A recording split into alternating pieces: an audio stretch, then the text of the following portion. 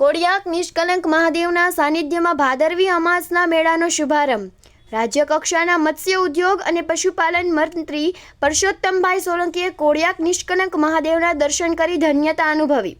ભાદરવી અમાસના પવિત્ર સ્નાન માટે ભાવિકોમાં અનેરો આનંદ જોવા મળી રહ્યો છે। મેળામાં જિલ્લાના વિવિધ વિભાગોના અધિકારીઓને સોંપવામાં આવેલી ફરજો પર તૈનાત છે। તારીખ 22 અને 23ના રોજ ભાવનગર જિલ્લાના કોડિયાક ગામ ખાતે નિષ્કલંક મહાદેવના સાનિધ્યમાં ભાદરવી અમાસનો મેળો યોજાઈ રહ્યો છે, ત્યારે ભાવિકોમાં અનેરો ઉત્સાહ જોવા મળી રહ્યો છે। ભાવિકો આ આસ્થાભેર ભાદરવી અમાસમાં પવિત્ર સ્નાન માટે આવ્યા હતા, ત્યારે ભાદરવી અમાસના મેળામાં રાજ્ય કક્ષાના મત્સ્ય ઉદ્યોગ અને પશુપાલન મંત્રી પરસોત્તમભાઈ સોલંકી તથા આગેવાન દિવ્યેશભાઈ સોલંકીએ કોડિયાક નિષ્કલંક મહાદેવના દર્શન કરી ધન્યતા અનુભવી છે। મંત્રીએ ભક્તોને પ્રસાદી વિતરણ કર્યા હતા। જિલ્લા વહીવટતંત્ર અને પોલીસ વિભાગ દ્વારા પણ ફરજ પર મુકાયેલા તમામ અધિકારીઓ અને કામગીરીઓએ 24 કલાક મેળા દરમિયાન ફરજ બજાવી હતી। આરોગ્ય વિભાગ, પોલીસ વિભાગ, ફાયર વિભાગ, PGVCL, પાણી પુરવઠા વિભાગ સહિતના વિભાગો સોંપાયેલ ફરજો પર તૈનાત રહ્યા હતા। ભાવિકો આનંદ અને ઉત્સાહભેર મેળામાં આવ્યા હતા। મેળામાં જતા અનેક સ્થળોએ સામાજિક સંસ્થાઓ દ્વારા ચા, પાણી અને નાસ્તા તેમજ ઉતારાની પણ વ્યવસ્થા કરવામાં આવી હતી। કેમેરામેન બીજલભાઈ માલકિયા સાથે રિપોર્ટર ફિરોઝ મલેક, ભાવનગર।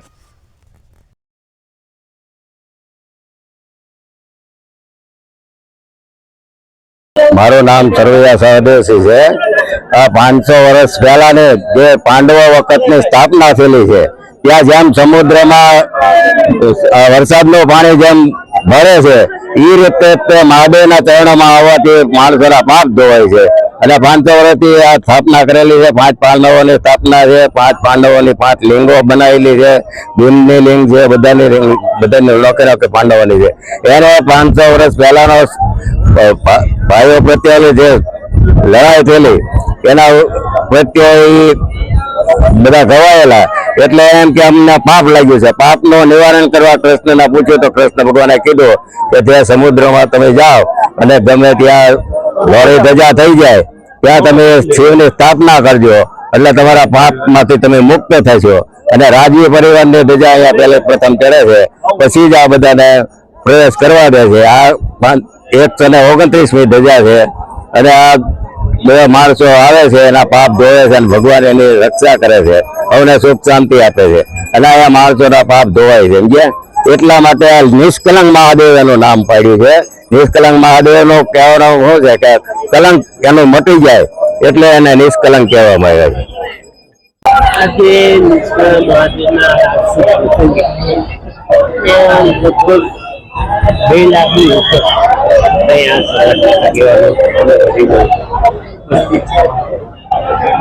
ક્યાંથી આવે છે?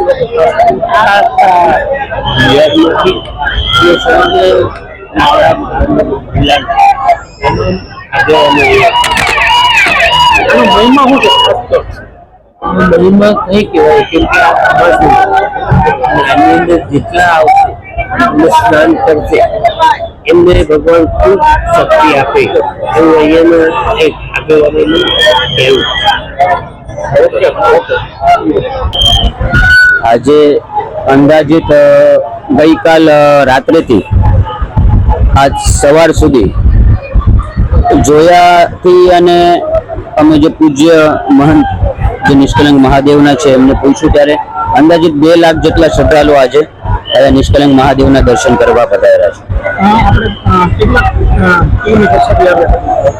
હર વર્ષના જેમ આ વખતે 3 ટન જેટલા લાડવા આ વખતે કર્યા છે, જેથી દર્શનાર્થીઓને દર્શન કર્યા પછી એક શિવ પ્રસાદ તરીકે એમને ગ્રહણ કરે અને નિષ્કલંક મહાદેવ એમના તમામ પાપોનો નાશ કરે, એવી એક આશા અને આરાધના સાથે આજે આ પ્રસાદ વિતરણ અહીંયા રાખેલું છે। મારું નામ ભરતભાઈ વ્યાસ છે। હું ભાવનગરમાં રહું છું અને હું અહીંયા છેલ્લા 23 વર્ષથી અહીંયા નિષ્કલંક મહાદેવ ધજા ચડાવવા માટે આવું છું।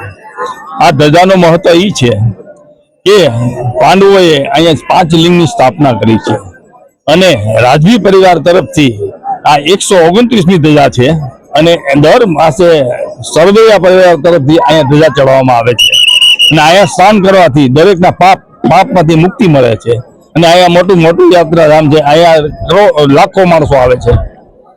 બોલો બીજું।